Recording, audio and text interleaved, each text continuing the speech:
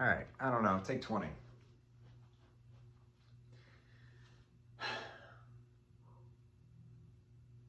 Atlantis is real.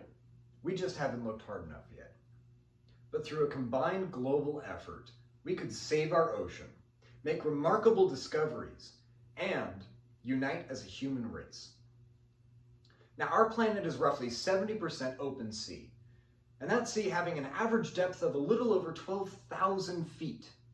That's equivalent to the summit of Mount Fuji. And according to oceanexplorer.gov, as of 2024, we've only mapped out about 26% of the ocean floor. Yet despite this vast expanse and mystery of our ocean, most people confidently assume that Atlantis isn't real, and thus hold no interest in an active search for its true location. But I'll warn you, without a collective curiosity, or better yet, an active interest in our ocean's mysteries, we could be missing out on a lot more than a fabled sunken city. So today I'm going to be sharing with you a brief summary of the myth of Atlantis, the likelihood of its existence, the importance of a global search effort, and what you and I can do personally to help find the lost city.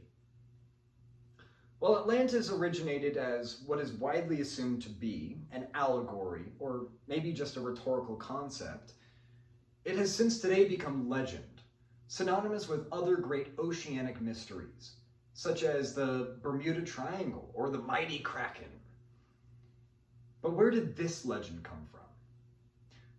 Well, Atlantis was originally described in Plato's dialogues Timaeus and Critias, and he described it as a powerful Mediterranean empire with untold wealth and incredible technological advancements. But after waging an unprovoked war on all of Europe and Asia, they would eventually fall to the Athenians. And after this great defeat, they would eventually be struck by floods and earthquakes, dragging the nation into the sea.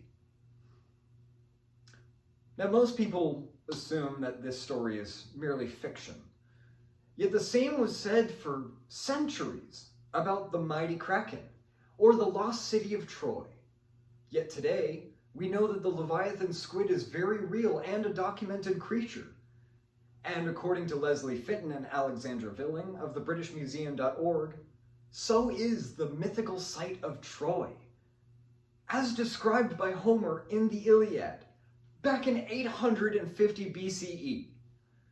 So with as little of the world as we've truly explored, and as much as we discover every single day, we simply cannot rule out the existence of Atlantis.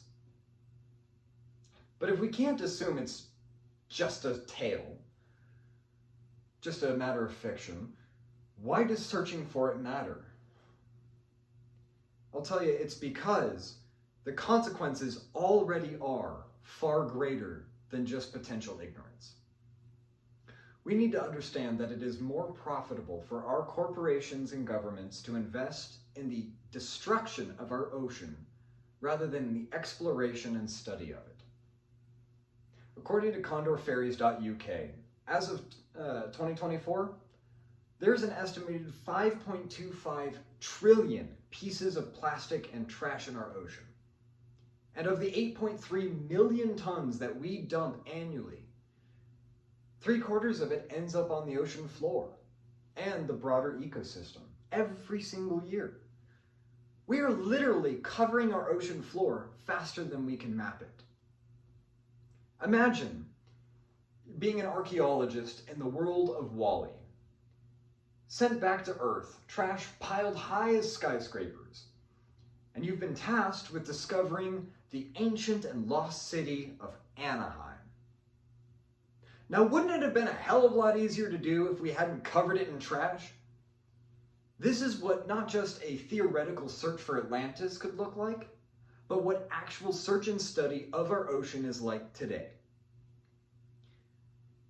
It is essential that we hold not only ourselves, our governments, and our corporations accountable for the mess that we're making, but that we take responsibility for our ocean's health and mysteries. But what can we do about it?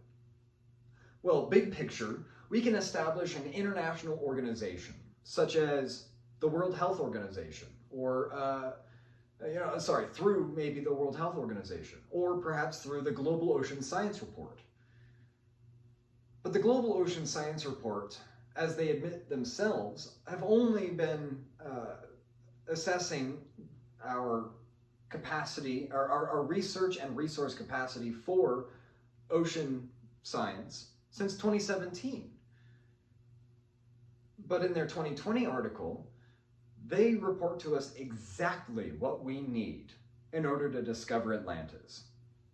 They tell us that ocean science requires massive teams of scientists, experts, and general labor, a fleet of ships, a place to gather these teams of scientists, experts, and laborers, and thematic platforms in order to promote international coordination and research.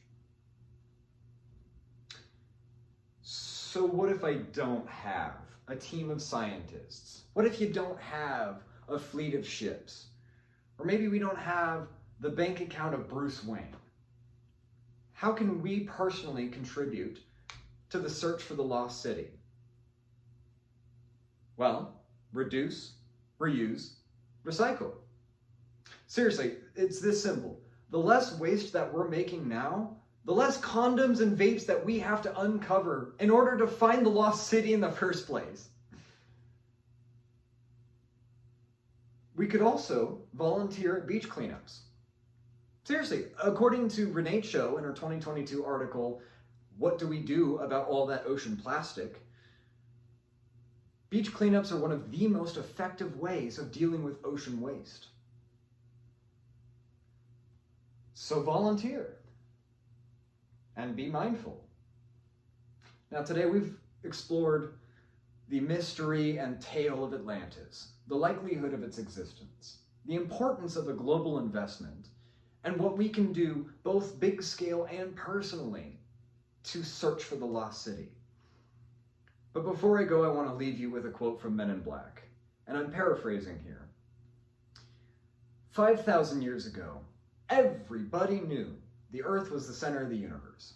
500 years ago, everybody knew that the Earth was flat.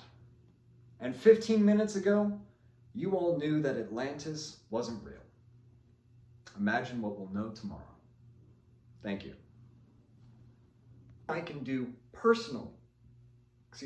What you and I can do personally to help find the lost city.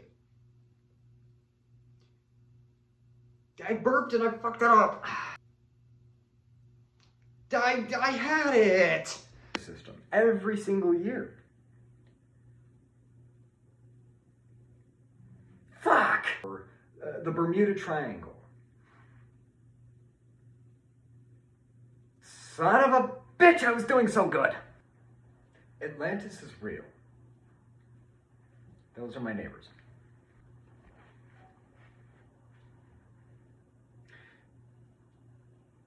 Shit.